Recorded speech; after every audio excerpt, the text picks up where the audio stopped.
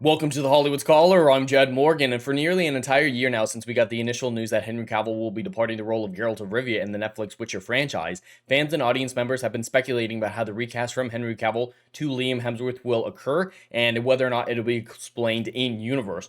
Executive producer Tomek Baginski clarified their plan for the recast a few months ago, saying that it would be lore accurate. Then he followed up by hinting at it potentially being the multiverse. Well, this specific individual has been put up by stands of this show as being the equivalent of Tom Shippey for the Lord of the Rings franchise. He's the expert. He's the one who is above all others. He is the smartest one out there, even though he said some incredibly stupid things, like Ciri is the main character of the entire franchise, like the multiverse will be used to recast, and several other things like that, including the show is dumb, the show is bad, because we had to make it bad for stupid Americans. Yeah, it's definitely a paragon of intelligence that we want to listen to. And in regards to the claim that Ciri is the main character of the entire franchise, author of the books, Andrzej Sapkowski, actually came out and disproved that quite soundly by saying that the story revolves around Geralt. Geralt is the Witcher. Geralt is the main character. So Tomek is not necessarily someone that anyone should be listening to, especially when it comes to the lore and history of the Witcher novels. Yet even with that, he's come out to clarify his thoughts and is spouting out more nonsense that contradicts the Witcher books in so many different ways. The entire idea that the multiverse would be used to explain away the recast from Henry Cavill to Liam Hemsworth is an asinine one that is easily disproven using the multiverse of the Witcher books, because it's not a multiverse in the sense that you're familiar with in a superhero film. It's more different realities are completely different and unassociated with each other, more like the multiverse from the first Doctor Strange film rather than the multiverse from the second Doctor Strange film. So there was no way that was going to work. And he's come out to say, no, I never actually meant the multiverse. You guys mistranslated me. You misheard me. But here's how it's actually going to go. And he managed to come up with something even dumber than the multiverse, even dumber. And he's still using the books to try to justify his cockamamie idea. So I have this article from Retaining Intelligence that breaks down all his comments, and they make it so much worse. I didn't think I'd wish for the multiverse explanation back, because this is so much worse than I could have imagined.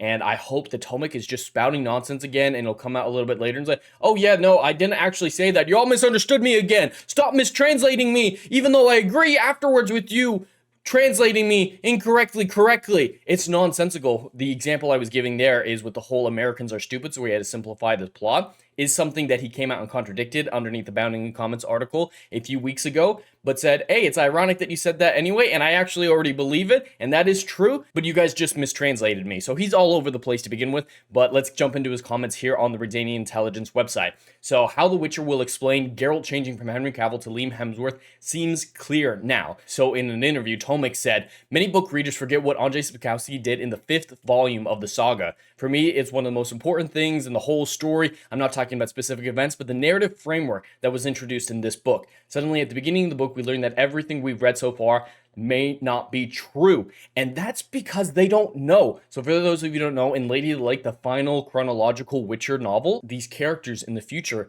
hundreds of years in the future perhaps, learning about Ciri, about Geralt, and they're not 100% sure how these events actually took place, because as we know from back in the day, historical records often contradicted each other or were lost in time for one reason or another. And that's what he's referring to, is someone in the future is like, we don't know exactly how things worked, so that must mean the entire book series doesn't make sense. That is not what that framing device was being used for. That's 100% something that would be the case in the future. Even from now in the future, a few hundred years from now, people may be confused about the exact details of events taking place right now. But that doesn't mean that the books are an inaccurate representation of the story. Continuing, and this cannot be compared with, for example, the current popular concept of the multiverse, where out of nowhere there are many different realities. So he's saying the multiverse is not being used there. I know it's kind of confusing. He does continue on to clarify a little bit more, but the multiverse isn't being used.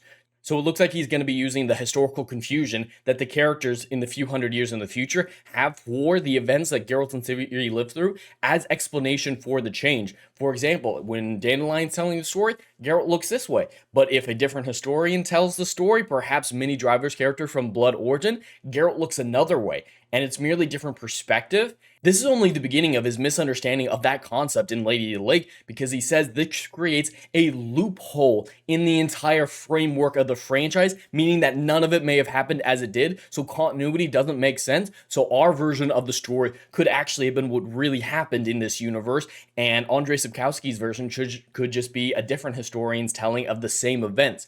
It is asinine and world-breaking, where there's no cohesion or continuity. Continuity is not possible if this is true. He says, there is only one reality in Sapkowski's work, but because it is a story from the past, what we know has been filtered by various authors, historians, writers, etc. Maybe it is in Jaskier's version that it's Henry Cavill or somebody else's. Maybe Ciri had a different eye color, was a different character, and these events look different from the point of view of the elves. So the reason why this is unequivocally false is whenever we get these kind of point of view from the future chapters, it's specifically shown that it's from their perspective, and they mention, hey, we don't know exactly, and it's usually excerpts from history books or Dandelion's book of poetry, but the actual story itself isn't framed through that. Those are just asides. But the actual story is still in third person, like a normal novel, but doesn't have all this narrative device around every single chapter. So what we usually take from Lady of the Lake is those chapters that take place in the future. They say that they're confused about things, and what they say may not be true, but the stuff that we get in the moment with Geralt and Ciri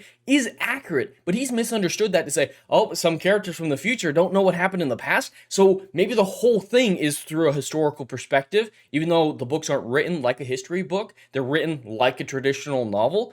This is an asinine perspective. It is entirely insane that he's coming at it from this perspective. That is not the case in the books. It is not an accurate interpretation of the events of Lady of the Lake and cannot be used as some sort of lore justification. How do people think that this is the Witcher expert? How can they believe that this man is the one who is the paragon of all truth when it comes to Sapkowski, when he's fundamentally misunderstanding Lady of the Lake and the entire framing device?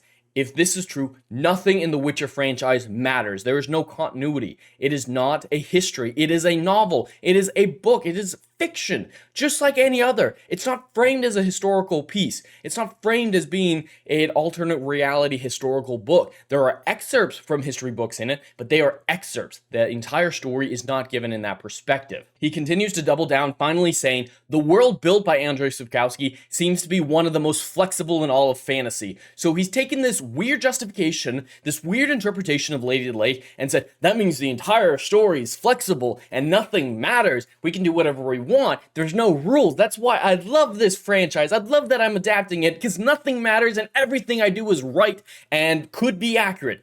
This man is entirely wrong for this franchise. He might just be as bad as Lauren Hissrich, but at least Lauren Hissrich, I know what her motivations are, with them being woke, identity politics, far left political motivations. But with him, I don't know why he's such an idiot. I don't know why he's coming in to destroy Sapkowski's work with these farcical interpretations. And I know less why people are listening to him as if he is the expert when it comes to Sapkowski. This is all nonsense. For anyone who's read Lady of the Lake, or the entire franchise for that matter, know that the books aren't a historical gray area. They're not some sort of perspective piece that none of it could actually have taken place that way, and certain people could interpret the story different ways. No, it is still the actual story. The story of Geralt and Ciri is the same, but certain scenes, certain excerpts which are specifically shown to you and cordoned off from the rest of the story might not exactly happen the way that they are. It's easily distinguished between the two types. This man is a moron. The Witcher franchise is not a complicated one. The books aren't all that highbrow. It's not like Lord of the Rings where you need a degree of brain power to understand what's going on. Yet he fundamentally misunderstands it at every single possible opportunity, and this is just the latest example of it. And Lauren Hissrich, of course, tries to throw in her 2 cents in all of this, but Tomek is a moron who has no understanding of the Witcher franchise created by Sapkowski. The books are a mystery to him, so he can just come up with whatever he wants. Lady of the Lake cannot be used as lore justification for the abomination that Netflix is doing, or for the recast in and of itself.